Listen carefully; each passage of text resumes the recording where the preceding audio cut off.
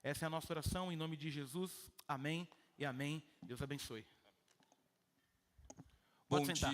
Bom dia, igreja. Eu já passei muita vergonha aqui. Acho que a primeira vez que eu passei vergonha aqui, a gente teve uma apresentação do Ministério Infantil. E acho que as crianças tinham um grupo de meninas e menino. E a gente cantou algumas músicas e a gente tinha que cantar Assim Como a Corça, Anseio por Água, Como Terra, enfim. E aí, então, eu ia começar a cantar e tinha um adulto junto comigo que ia cantar também. Só que aí, quando comecei a cantar, ele não foi junto, e aí eu fiquei com vergonha. E assim como a corça. Saiu assim, foi muito feio. Depois de um tempo, assim, fui crescendo, fui tendo amadurecimento, e teve um acampamento, fiz um testemunho, falei sobre como eu tinha cedido ir ao meu emprego para estar naquele acampamento. E aí foi engraçado, o pessoal gostou, e aí o Renan, que era o líder dos jovens na época, falou: João, achei muito engraçado, acho que você tem jeito de falar, acho que você podia fazer um stand-up para a igreja, acho que ia ser uma coisa assim, um diferencial, ia ser muito legal. E aí a gente fez esse stand-up para o Ministério dos Jovens e Adolescentes e foi horrível, assim. Acho que eu fiz várias e várias piadas e ninguém ria. Assim, apelei, falei de umas coisas vergonhosas da minha vida, do meu passado e ninguém ria. Foi horrível. E ontem, acho que para coroar, né, essas minhas vergonhas aqui na igreja, estava orando, falando sobre Pedro andar sobre as águas, orando assim, empolgado ali, eu fui orando e caí.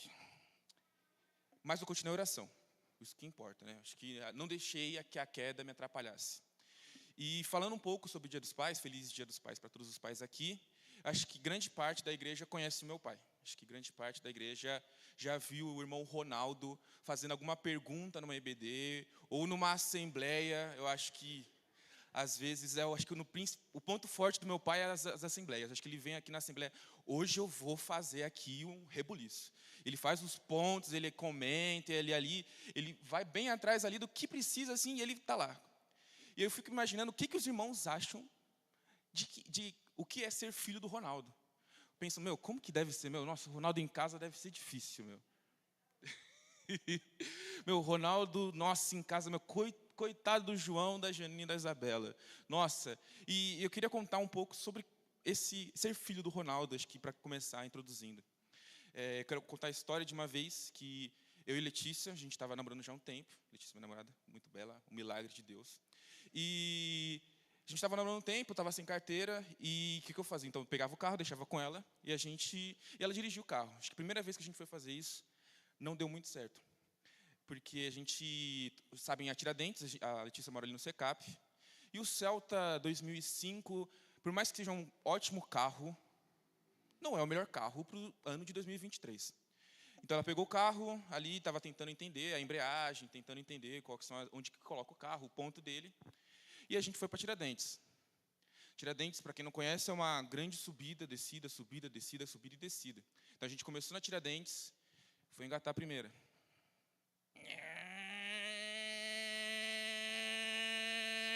Tentava jogar a segunda.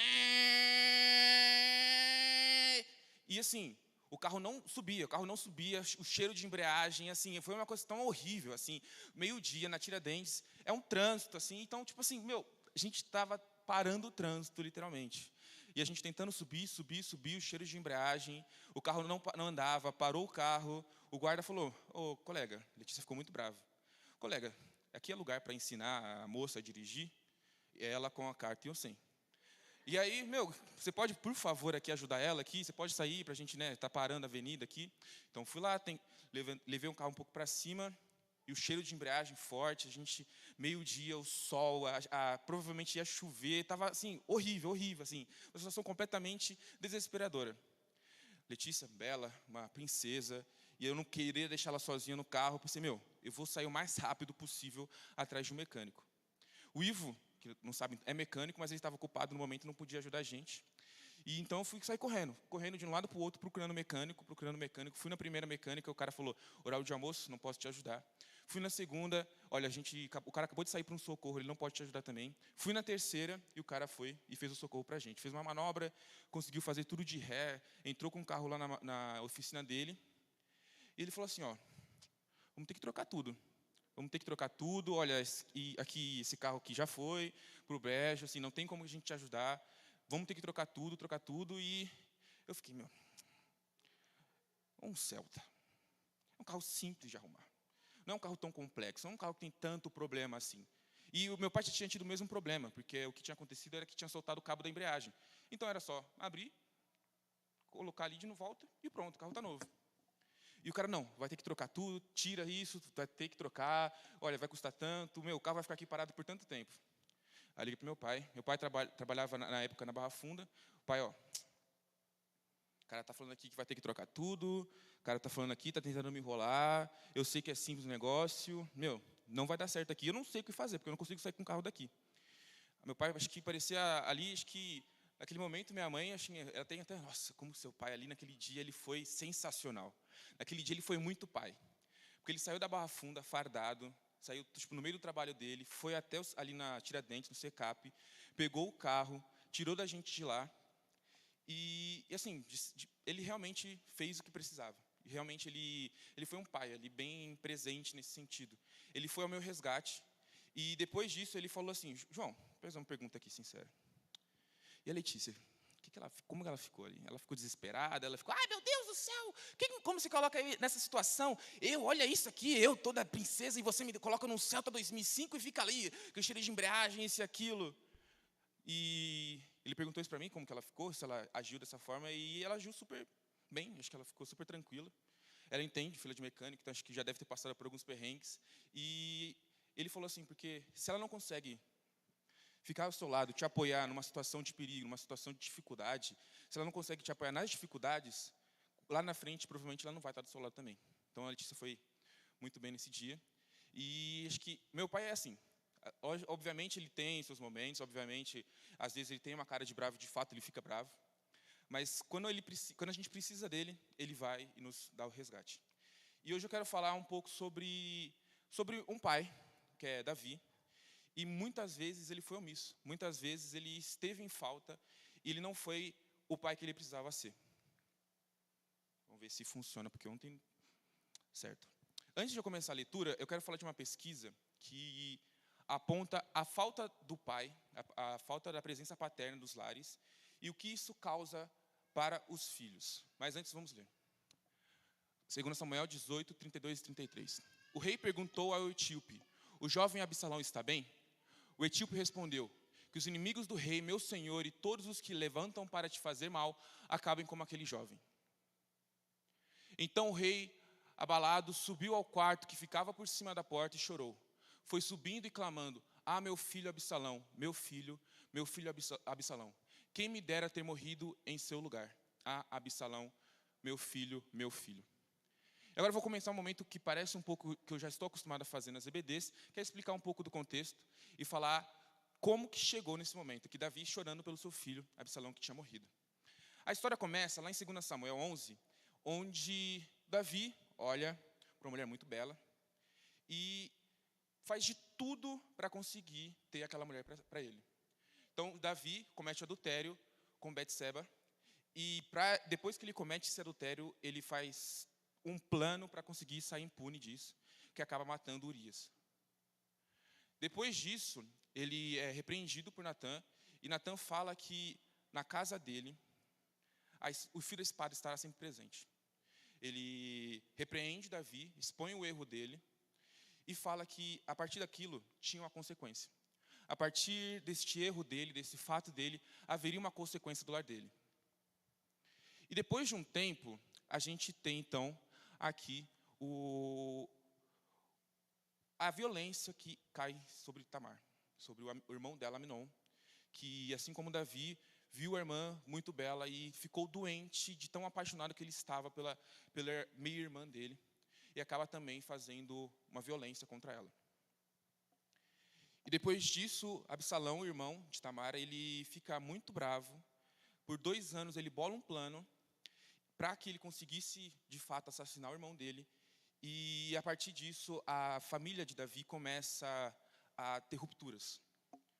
Então, ele mata o irmão, foge por um tempo, depois ele volta junto com Davi, e assim, ele acaba tendo um plano para dividir o reino, virar rei, e acaba tendo uma guerra que culmina com a morte, que a gente acabou de ler, de Absalão. E aqui, a pesquisa só para ver a fonte aqui, a Universidade do Vale do Rio dos Sinos, essa pesquisa ela vai apontar a falta do pai dentro dos lares e o que isso causa. Na infância, então, o pai que está ausente nos lares, no período de infância da criança, se ele está presente, ele causa segurança, autoestima, autonomia. Então, uma criança com um pai presente, ela é uma criança mais feliz, é uma criança que se sente mais segurança, é uma criança que tem mais autoestima e mais autonomia. Só que, se o pai não é presente no período da infância, isso prejudica em muito o desenvolvimento da criança, a confiança e a relação dessa criança com outras crianças. Então, a falta do pai nesse período do desenvolvimento, principalmente na parte da infância, causa muitos problemas. Se essa presença ela é revertida, então durante a adolescência o pai é presente, ele acaba auxiliando no desvínculo materno, porque hoje a gente tem muitos adolescentes e jovens que têm muita presença, eles querem muito esse vínculo com a mãe e acabam não tendo esse desvínculo, porque o pai não é presente, então eles ficam se agarrando à mãe. E também o pai, quando ele é presente, ele ajuda na conquista da autonomia durante a adolescência. Só que se ele é ausente, se ele não está presente o tempo todo, se ele é um pai que a ausência pode ser tanto física quanto afetiva, se ele não é ausente, então, se ele é ausente, então o adolescente pode acabar tendo comportamentos delinquentes, porte de arma, embriaguez, uso de drogas e atrapalha a sexualidade. Thomas, na EBD, ele estava comentando sobre como que a gente vive hoje em dia esse conflito de gênero, esse conflito de sexualidade, onde você não pode falar para o menino se ele é menino, porque ele pode ser uma menina, e você não pode falar para uma menina que ela é menina, porque ela pode ser um menino. Então, isso também, além das ideologias, além das complexidades que a gente vive no período atual, é também uma das consequências do pai ausente. E aqui, eu já entrando um pouco na pregação, é sobre a falta que gera ruim, né? Sobre você não saber como é seu pai, você não saber como ele está presente, não saber o que ele gosta, não saber, de fato, como é esse relacionamento de pai e filho. E aqui eu quero já salientar que muitos lares que acabam tendo a falta do pai por uma fatalidade, falta de um pai por questões da vida, em que a mãe, ela tem essa dupla responsabilidade. E que a gente tem muitos exemplos aqui na própria igreja em que a mãe ela consegue fazer isso efetivamente e que no dia do pai, a mãe que ganha o presente. Então, acho que, por mais que a falta do pai seja uma coisa que gera problemas, em si, a mãe tem muita responsabilidade e a gente sabe que nos dias de hoje ela consegue suprir essa necessidade. Mas entrando aqui, quero falar sobre os exemplos dos pais. Então, 2 Samuel 11, do 2 a 5, e 2 Samuel 13, do 1 ao 2.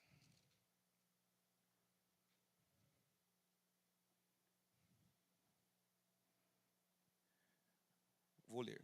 Uma tarde, Davi levantou-se da cama e foi passear pelo terraço do palácio. No terraço, viu uma mulher muito bonita tomando banho e mandou alguém procurar saber quem era. Disseram-lhe, é Betseba, filha de Eliã e mulher de Urias, o hitita. Davi mandou que trouxessem e se deitou com ela e que havia acabado de se purificar da impureza da menstruação. Depois voltou para casa. A mulher engravidou e mandou um recado para Davi dizendo que estava grávida. E 2 Samuel 13... Depois de algum tempo, Aminon, filho de Davi, apaixonou-se por Tamar. Ela era muito bonita e ela é irmã de Absalão, outro filho de Davi. Aminon ficou angustiado a ponto de adoecer por causa de sua meia-irmã Tamar, pois ela era virgem e parecia impossível aproximar-se dela. Aqui eu quero falar sobre como o exemplo dos pais é algo muito importante no desenvolvimento do filho.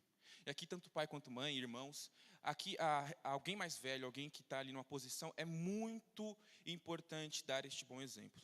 Porque se, ao contrário, é muito difícil ele não seguir esse exemplo. Então aqui, Davi, ele comete esse adultério, ele vai atrás de ter a mulher e usa todas as forças, tudo aquilo que ele tinha para conseguir aquilo. E Aminon faz muito parecido. Aminon faz um plano, bola um plano e estratégia, finge que está doente para conseguir, de fato, ter e possuir a irmã dele de uma maneira violenta. E Aminon está seguindo o exemplo de Davi. Por mais que a gente saiba que Davi se arrependeu, e por mais que a gente saiba que Davi teve o perdão de fato, aquilo não impede que os filhos, o povo soubesse da história. E que Aminon acabou fazendo parecido. E aqui eu pergunto para vocês, irmãos, como que vocês agem na frente dos seus filhos? Como que vocês agem ali no momento de raiva, no momento de angústia, no momento de dificuldade? Como que vocês agem na frente dos seus filhos? Porque pode ser que eles acabam fazendo parecido. Se no meio de uma briga de trânsito, vocês vão lá e falam um monte de palavrão, tem uma dificuldade no trânsito, entram em uma briga, e vocês esperam que seus filhos na escola não vão entrar numa briga, eu acho que é um pouco meio que difícil. Ou, por exemplo, se é na relação entre pai e mãe, vocês acabam tendo muitas brigas, muitas discussões, e que isso, de certa forma, chega aos seus filhos, eles veem essa dificuldade, essa briga, é difícil eles não terem esse mesmo comportamento.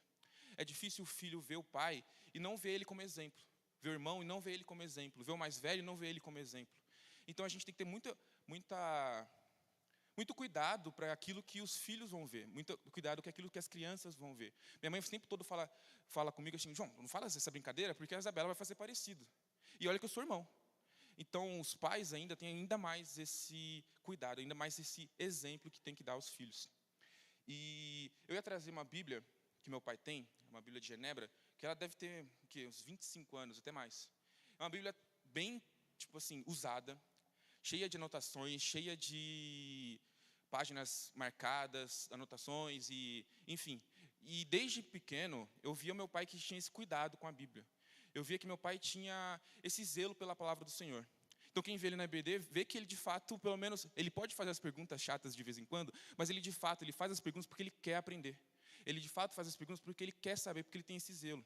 E é uma coisa que me traz, até hoje, os dias de hoje, que eu sempre tive esse zelo pela EBD. Acho que a EBD foi sempre uma coisa que eu sempre tive muito cuidado, sempre tive muito vontade de estar na EBD. A EBD foi uma coisa que eu nunca larguei, assim, desde a minha infância. E acho que isso, meu pai, acho que a gente estava conversando assim, que ele fica muito orgulhoso quando a gente segue os passos dele. Ele fica muito feliz quando a gente está seguindo pelo mesmo caminho. Hoje eu dou aula na EBD, faz uns 2 anos. Minha irmã está no Ministério dos Pretinhos, no Ministério Infantil, no Ministério de... Assim, nasceu até os 12 anos, a Janine que está cuidando, ela que estava fazendo aqui para as crianças. Então a Janine está sempre cuidando. Minha mãe também, acho que desde que eu nasci ela estava envolvida no Ministério Infantil. E é esse exemplo que a gente tem do nosso pai, que ele se preocupa com o ensino, com o estudo, com a Bíblia. Eu acho que isso dá para a gente trazer para a igreja como um todo. A gente vê o Rafael, filho do André, que ele hoje é líder do louvor dos jovens e adolescentes, e que provavelmente deve ter seguido o exemplo do André e da Cátia, que sempre estiveram na frente do louvor. O Kevin e o Nicolas também, com a Elaine e o João, que sempre estiveram na frente do louvor e da música, e que provavelmente olharam o pai e pensaram, nossa, eu quero estar à frente do louvor como eles.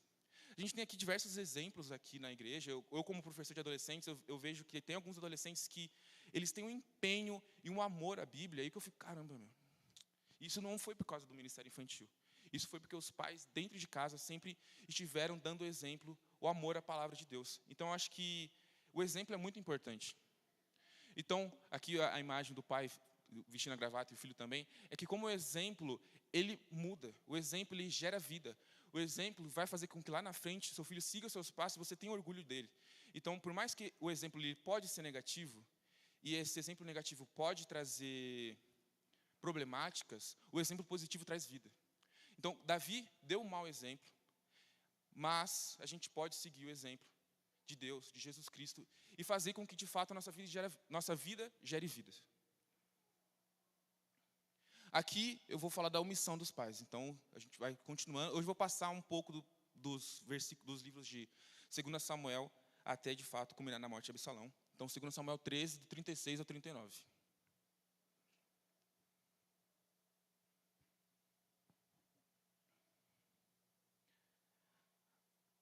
13:36. Acabando de falar, os filhos do rei chegaram, chorando em alta voz. Também o rei e todos os seus conselheiros choraram muito. Absalão fugiu para o território de Talmai, filho de Amiúde, rei de Gessur, e o rei Davi pranteava todos os dias. Depois que Absalão fugiu para Gessur e lá permaneceu 3 anos, a ira do rei contra Absalão cessou, pois ele se sentia consolado da morte de Aminon. E 14, 23, 24...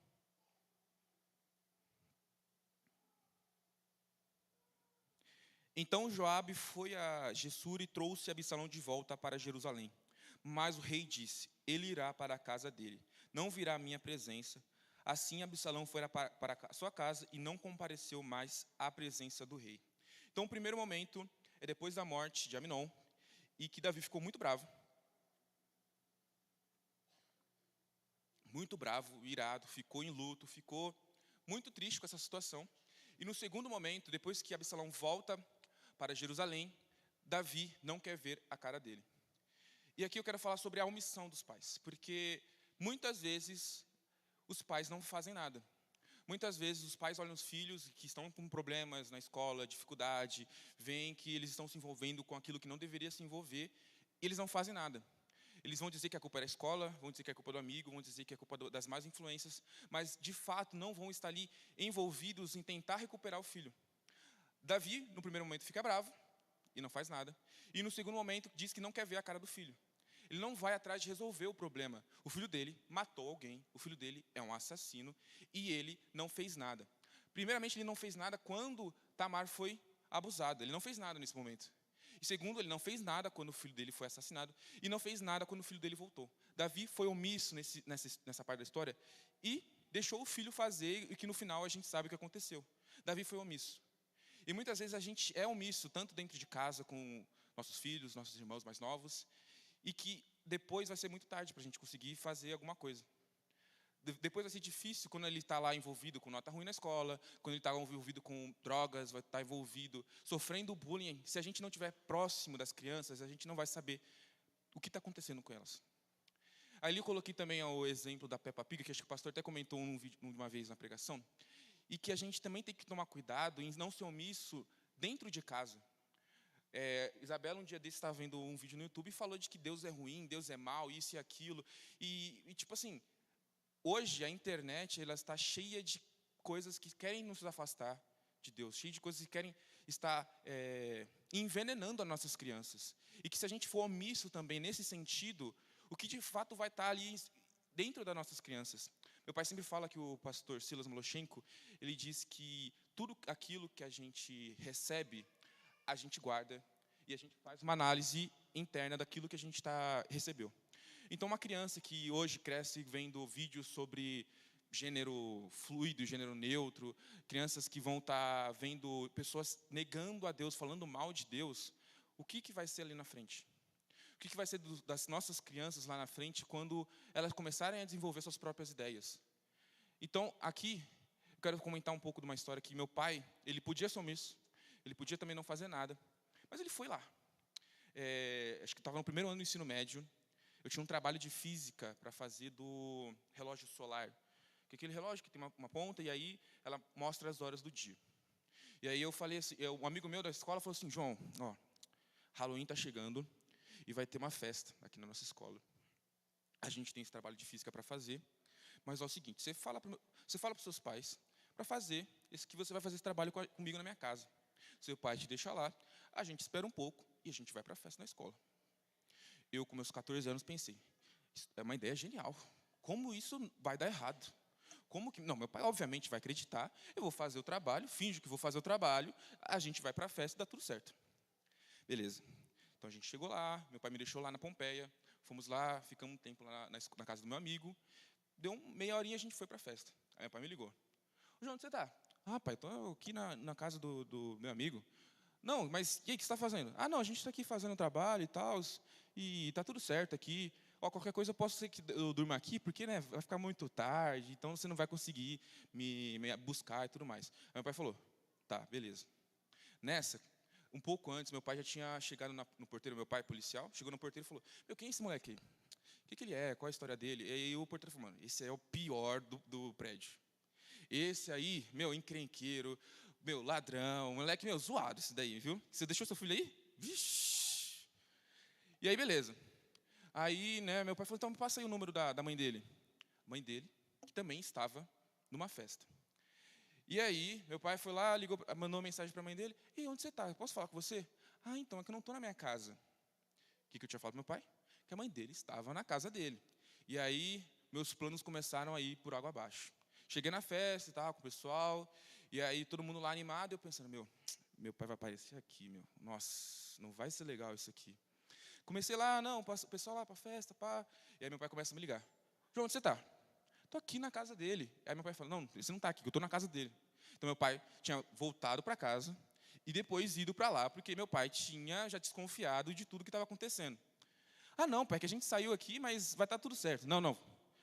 Fala aí o que está acontecendo. Eu fui lá, expliquei tudo, falei, tudo mais. E aí meu pai podia falar, beleza, ele está numa festa, tudo bem, então vou voltar para casa e vai ficar tudo em paz. Não foi bem assim o plano. E aí eu coloco até a imagem do policial aqui, para fazer, porque ele meio que fez isso. Então ele chegou, foi até a festa, ficou na porta da festa. E aí ele chegou lá e falou, e aí, o que vocês estão fazendo aqui? Um monte de menor de idade aqui, com bebida, isso, aquilo, eu sou polícia. Meu, o que vocês estão fazendo aqui dentro? E eu pensando, meu, nossa, que vergonha. Putz, grilo, vou ter que voltar aqui depois ainda. Nossa, meu, nossa, olha isso, meu, nossa. E aí meu pai falou, não, vou ficar aqui esperando na porta. E aí, quando acabar a festa, eu te busco, levo para casa. Só que aí chegou os responsáveis pela festa que estava acontecendo e falou, olha, pessoal, tem um policial federal aqui na porta da escola. Vamos acabar isso aqui tudo, porque tem um monte de menor de idade bebendo, um monte de gente passando mal, vamos acabar com a festa, e é isso. E, obviamente, adolescente fofoqueiro, adolescente conversa, todo mundo começou a conversar e todo mundo ficou sabendo que o pai do João acabou com a festa. Ensino médio, primeiro ano, e eu podia muito bem ficar com raiva do meu pai, que eu fiquei, de fato, por um tempo, mas se meu pai não tivesse feito isso, se meu pai tivesse deixado para lá e ele tivesse simplesmente me largado e falado tudo bem, provavelmente, a gente não sabe, mas a gente não estaria agora, eu aqui falando com vocês e pregando sobre as faltas que os pais podem fazer na nossa vida. Provavelmente eu poderia ter fumado maconha e virado um viciado e a gente não sabe o que poderia ter acontecido. Então, essa presença que meu pai teve, e que eu tenho certeza que muitos pais aqui também têm, que fazem o diferencial na vida dos seus filhos. E aqui, a consequência dos pais. Então, vamos para 2 Samuel 15, 16 e 18. 2 Samuel 15 agora.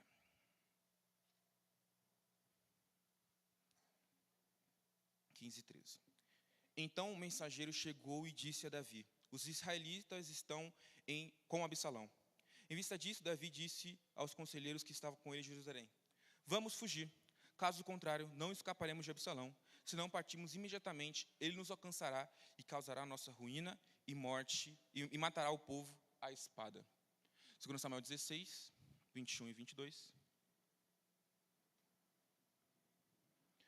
Aitofel respondeu, aconselho que tenha relações com as concubinas de teu pai, que ele deixou para tomar conta do palácio. Então todo Israel ficará sabendo que te tornaste repugnante para o teu pai, e todos os que estão contigo se encherão de coragem. E assim armaram uma tenda do terraço do palácio para Absalão, e ele teve relações com as concubinas de seu pai, à vista de todo Israel. E o 18, 32 e 33. O rei perguntou ao etíope, o jovem Absalão está bem? O etíope respondeu, que os inimigos do rei, meu senhor, e todos os que se levantam para te fazer mal, acabem como aquele jovem. Então o rei Absalão subiu ao quarto, o rei, abalado, subiu ao quarto que ficava por cima da porta e chorou. Foi subindo e clamando, meu filho Absalão, meu filho Absalão, quem me dera ter morrido em seu lugar? Absalão, meu filho, meu filho. E a partir das consequências e de todos os atos que aconteceram com Davi e sua família, Absalão toma o reino e Davi, ele tem que fugir da sua casa. Ele tem que sair da sua comodidade, ele tem que sair de tudo aquilo que ele conquistou, porque Absalão estava vindo tomar o reino. Depois disso, Absalão toma o reino, ele cumpre com a profecia de Natã, dizendo que aquilo que Davi fez escondido seria exposto para todo o reino. Então ele tem relações com todas as concubinas de Davi. E a partir da guerra, a partir de todo esse movimento de fuga, de conquista, de exércitos, há uma guerra, uma grande guerra. E por conta da omissão de Davi, Absalão morre. E Davi sente muito a falta de seu filho. Davi sente muito como aquilo que ele tinha feito tinha gerado tantas consequências. E contando um pouco também da história da minha família, assim,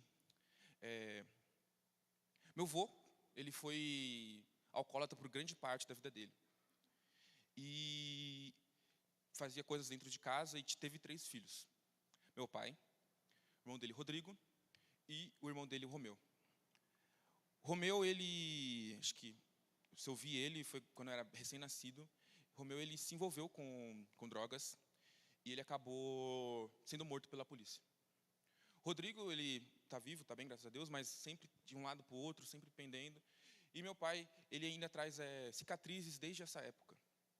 E essa história, tudo aquilo que passou na vida do meu pai e com meu avô, trouxe consequências que eu, como neto, ainda recebo. E Davi, ele sofreu muito pela morte do seu filho, seus 2 filhos, sofreu muito com todo esse movimento de guerra cívico e militar. Ele sofreu coisas dentro do reino e do seu próprio exército. Davi, ele foi desmoralizado porque ele chorou porque seu filho morreu. Então, muitas vezes, a gente acaba tendo consequências por conta dos nossos atos. Às vezes eu brinco com a Isabela e às vezes a Isabela me desrespeita porque eu estou brincando com a Isabela.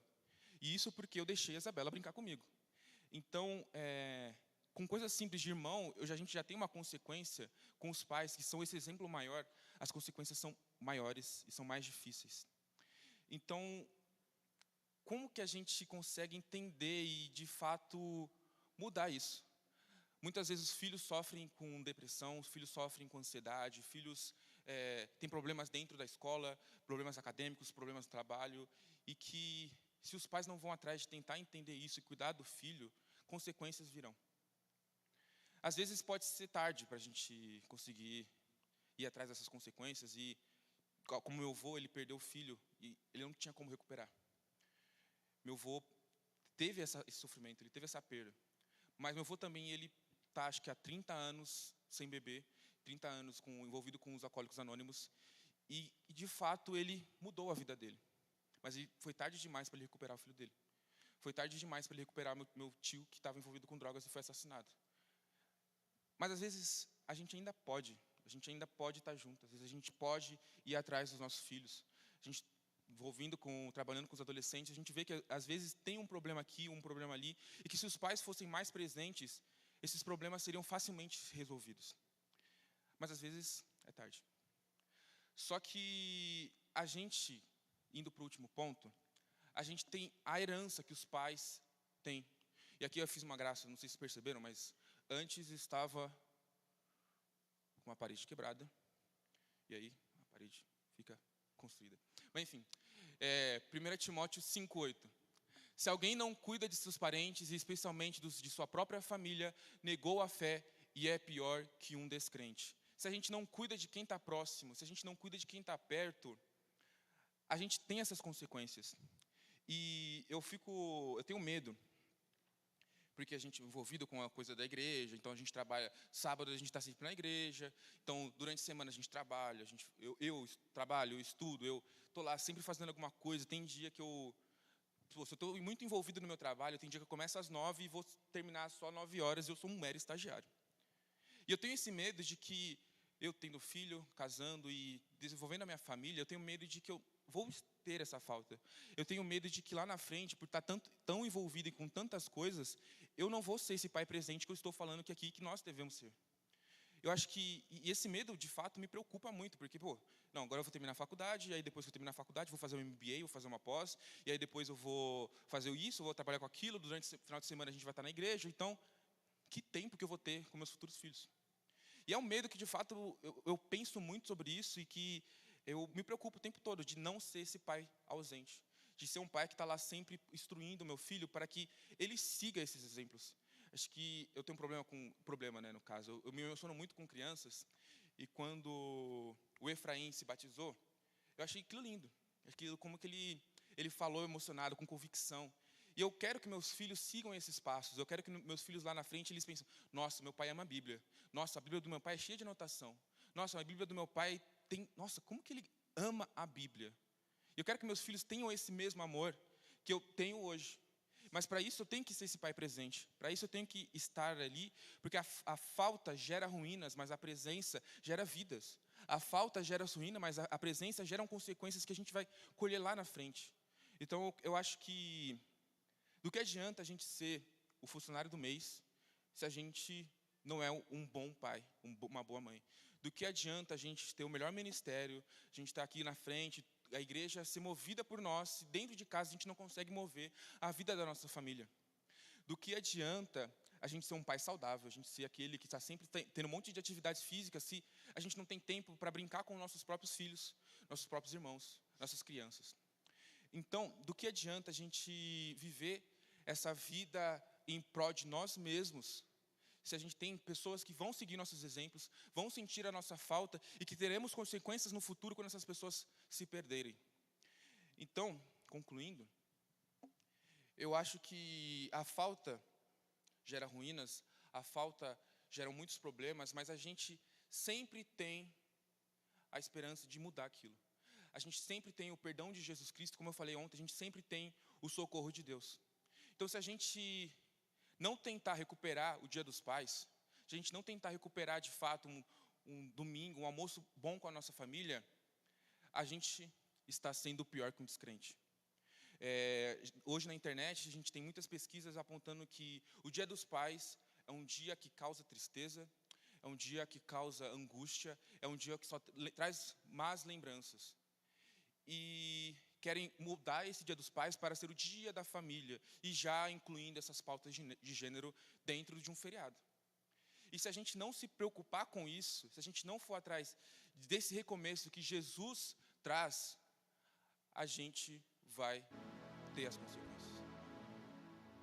Então, como Davi, como ele foi um mau exemplo para nós, como ele foi esse pai que não esteve para ajudar os filhos, quando os filhos precisaram, ele não esteve lá para estar com eles, quando os filhos pediram que ele estivesse, ele não esteve, e que muita morte, muita destruição, muita guerra, muita coisa que ele poderia ter evitado se ele fosse um pouco mais presente, a gente tem que seguir esse exemplo do jeito contrário. Temos que ser pais presentes, irmãos presentes, mães presentes. A gente tem que ter esse esforço para que nossa família, de fato, seja uma família feliz e que a gente comemore o Dia dos Pais e que ele não vire um dia da família com uma pauta de gênero, que ele não vire algo que as pessoas vão usar contra a igreja, contra os nossos lares, contra as nossas casas, que a gente, de fato, comemore o Dia dos Pais com felicidade. É isso. Amém.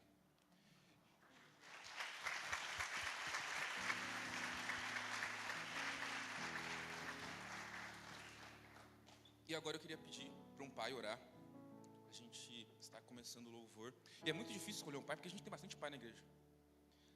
Mas eu queria escolher o Thomas, porque acho que ele foi um bom professor hoje. Acho que ele falou muito daquilo que toca no coração da gente. E ele, de fato, se preocupou tanto com a filha dele, quanto com a infância da nossa igreja. Eu queria pedir para o Thomas orar nesse momento para